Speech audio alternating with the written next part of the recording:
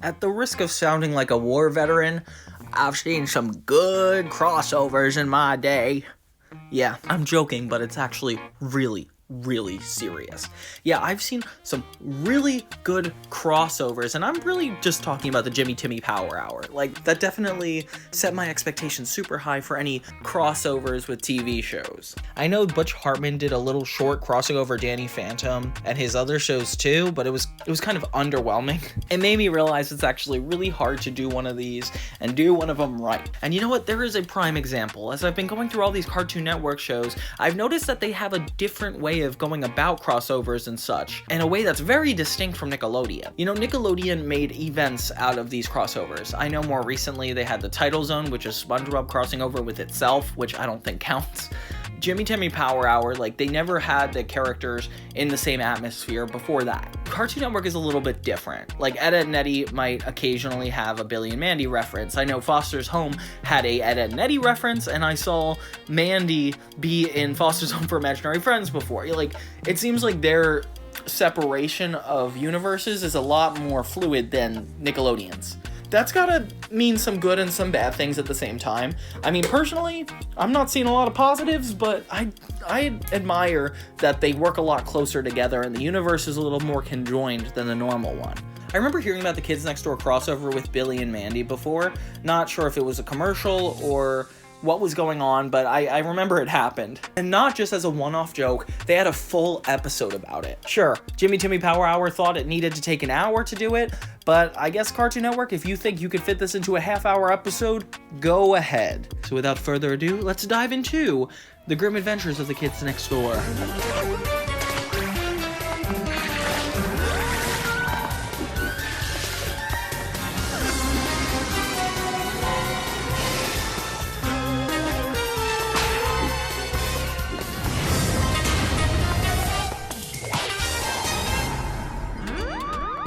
So weirdly enough, this is not a double episode, this is not a feature film, this is a 20-minute special. And I mean, is it special if it doesn't necessarily have any big event going with it?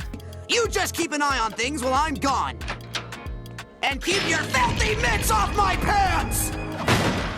This actually shares a timeline with Billy and Mandy's Big Boogie Adventure because number 3 was chosen as the acting Reaper when Grim was actually fired in the special. Who's gonna be the Grim Reaper if I'm not the Grim Reaper? Oh, hey there! It's me, number 3. I just wanted to thank you, Boogie, for giving me this opportunity. Thanks to you, in addition to my charity work and love of rainbow monkeys, I can now also reap the immortal souls of grown-ups, collecting my dark harvest with a cold iron blade! Yeah, that'll be fun! Since it doesn't follow along with Billy and Mandy's continuity, it's considered non-canon, which is kind of disappointing. It does, however, take place after the events of Codename Kids Next Door movie Operation Zero, because the new KND moon base is being shown. Oh, it's cool because Mr. Warburton is called Maxwell Warburton, which is a mix between Maxwell Adams' name from Grim Adventures and Mr. Warburton from KND, which is it's really cute to have that combo. Coincidentally, these shows are both the winners of the Big Pick from the Cartoon Network Cartoon Fridays block. I know that some of the kids from the Codename Kids Next Door are seen in Ennsville with the kids from Billy and Mandy, but it's unknown how, like, they'd even got there. But you know what, I guess they're just trying to combine the world, so that's fair for me, I guess. So when Harold leaves to buy underwear, Billy wears his dad's lucky pants, despite being told not to. Billy accidentally gets Grim's scythe stuck in his pants in a really off-putting way. Weird way to start off this crossover, guys. And needs help fixing them before his dad gets home. He calls Ed, Edd and Eddy's pesky problem fixers. Got a problem that's pesky? We'll fix her for just one lousy quarter. What do you mean you're broke? Hey, if you're looking for charity, call Kids Next Door.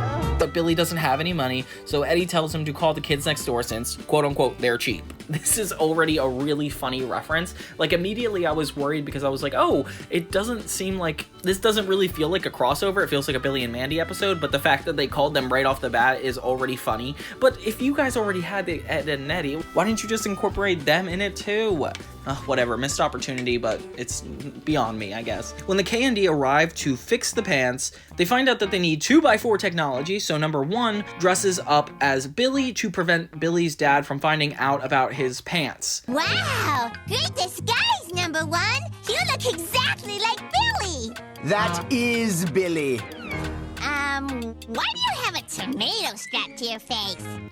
Number 1 is just insistent that he's like one of the best undercover people, and it's really funny because I'm curious how this is going to translate to the standards of Billy and Mandy.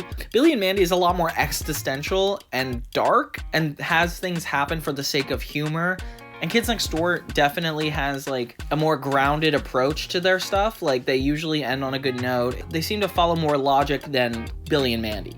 So yeah, number 1 insists on staying while the rest of Sector V take Billy to the K&D Deep Sea Lab to fix his pants. Meanwhile, Mandy shows up at Billy's house and immediately knows number 1 is not Billy. No, you're not. What have you done with him? I told you. Hey! Stop that! I love how number 1 actually attempts to convince her that she is, you know, knowing that number 1 doesn't actually know who this girl is. And I like how he seems so sure of himself right before this, and of course Mandy of all people showing up. This is like ridiculous.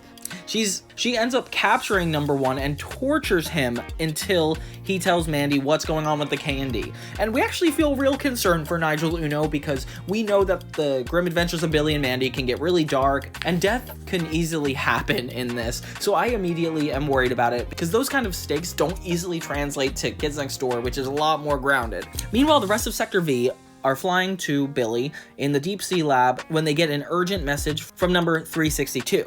She's informing them that delightful children from down the lane, their usual enemy, are using a delightfulization machine.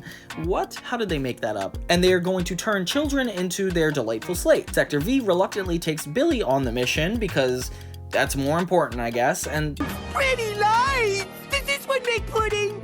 Wow! Let me try that! Billy mistakes the delightful machine for a bathroom. Oh my gosh. This is funny though, because they take Billy's stupidity to a whole new level when it's actually on a serious mission to interfere with something like this.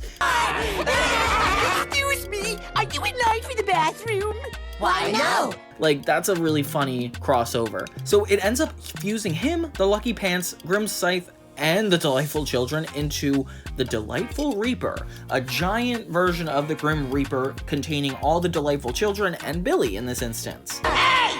Can you guys slow down? Just talking at the same time is really hard. An odd combination of people, for sure. Meanwhile, Grim comes to Billy's house and mistakes number 1 for Billy, which is ridiculous. And you actually fell for it. Billy, give me back my sight. I keep telling you I'm not Billy, and I don't have your stupid scythe!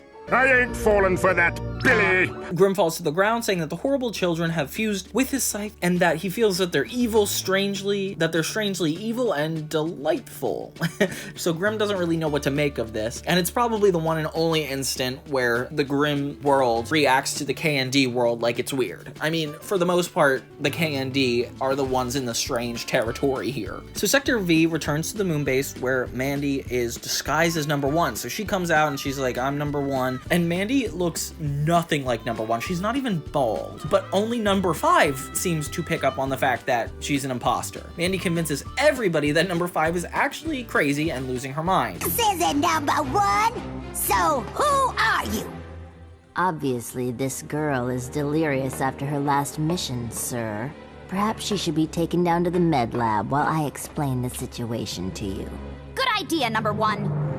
Say what? I didn't realize that the Kids Next Door world was going to be this naive to this, but they genuinely like lock number 5 away as like a mental patient. Soon, Mandy actually becomes a ruler of the K&D, renaming it the MND, the Mandy New Dictator, which is not clever. Number 1 and Grim arrive to the moon base, where Grim finds out that number 1 isn't Billy, and Mandy imprisons both of them. It's Billy! Don't be ridiculous, number 3. And what have you done to our moon base, Mandy? It's just always weird to me how Mandy is somehow the antagonist but the main character a lot of times. Like, she just switches to its convenience, and I can't tell if it's a good writing choice or a bad one. Like, I can't tell how intentional it is. Especially in moments like these where we're taking two shows and are aware of the good people on both shows, and then she makes a switch. Like, I wish she was at least on their side with this, like she wasn't the big boogie adventure. So the Delightful Reaper actually starts to assimilate children after escaping. Number 1 and Grimm decide to fuse together and become the Bone of Barnacles and create a giant skeleton samurai to battle the Delightful Reaper and Mandy. Let's do this. Sunglasses? Are you going to a fight or a fashion show? Just get on with it. If you say so. The giant manned robot, which is piloted by Mandy, number 3 and number 4 come into the battle as well. Mandy's robot begins to lose until number 1 and Grimm show up to fight the Delightful Reaper. Okay, so I guess number 1 and Grimm from Grimm Adventures of Billy and Mandy are the two morally correct characters. I'm losing track of all of this. Harold's lucky pants are impervious to lasers, apparently. Oh my gosh, so these pants are special, I guess. I feel sad that we don't get to see Billy so much. Like, I would wish this was a longer special just so there's a little bit more intention behind it, because so far it feels like we kind of got a moment with every main character and it petered off into a plot that became more joke-ridden as opposed to anybody having a character arc that's consistent. Like, it's an ensemble show that just ends with no plot. When the Delightful Reaper is distracted by number 1 and Grimm, Mandy purposely fuses herself with the Delightful Reaper, giving her control of all of it, and she is trying to destroy number 1 and Grimm. However, Harold arrives, which is so random, and he demands the return of his lucky pants. Harold removes the lucky pants and takes them away.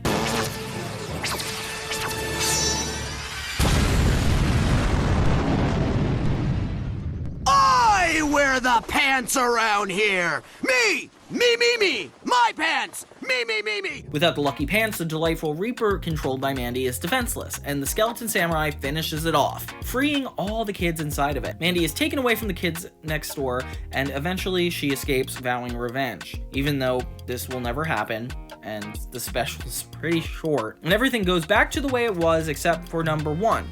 You are in big trouble for taking my lucky pants, Billy. But I'm not Billy! Oh, I'm not falling for that one again, mister. Who gets dragged away by Harold, believing him to be Billy, and he is punished. Okay, so at least one thing worked out for them. And Billy, who pretends to be number 1, only for everyone to not be fooled at all, and they throw things at him, which is a really funny note to end on. I hate that this entire thing just feels like a joke. It feels like the 5-minute crossover that happened with Danny Phantom and Fairly Odd Parents quicker than it feels like the Jimmy Timmy Power Hour. It feels like the stakes, nobody's really at risk in this. It just seems like something was invented for the time being, and it doesn't affect internally or externally any of the characters involved. If anything, this special could have been done by a bunch of kids online and putting it together. I'm a little ashamed to think this is official because it could have done a lot more justice in this. Hey, even That's So Sweet Life of Hannah Montana did it better, and Hannah Montana wasn't even in the first 2 parts of that special. All around, this feels like a giant waste of time. If anything, I would like to see Flapjack enter Chowder's world. Maybe regular show go into Adventure Time. Anything beside the 2 most wacky shows with the most unnecessary plot points. I definitely think I might have seen this when I was little, but didn't remember it on purpose because this was not interesting. I think at best, it's one of the worst episodes of both shows on their own right. They cancel each other out, nothing feels memorable, nothing feels like it matters, and it feels like we're all just telling one big joke for a half hour. I mean, it happens so quickly. Like, within 5 minutes, I think they have the characters crossing over, none of them eager to get to know one another, nothing builds up to anything. If you guys ever come across this special, I recommend not to watch it, honestly. It brought the quality of both shows down a little bit for me. Makes me feel like they didn't really care that much, especially when I'm thinking about the Jimmy Timmy Power Hour and how they had to go to great lengths to kind of cross over the different animation styles. Like, this didn't only not do that, it also, I don't know, it was a less quality version of the episode. But hey, feel free to disagree with me. I'm the 2000s content expert, which I'm not claiming to be, and I say it wasn't so great. But you know what? I'm totally open to new opinions, new perspectives. Go off, tell me what you think. Some of these jokes were definitely well worth it, but honestly, in the small instances that Ed and Eddie shows up in other shows, or Mandy shows up in one of the other Cartoon Network shows, those are instantaneously better than this entire special as a whole. But thank you guys so much for watching. This is Johnny 2000, and I'll see you guys next time.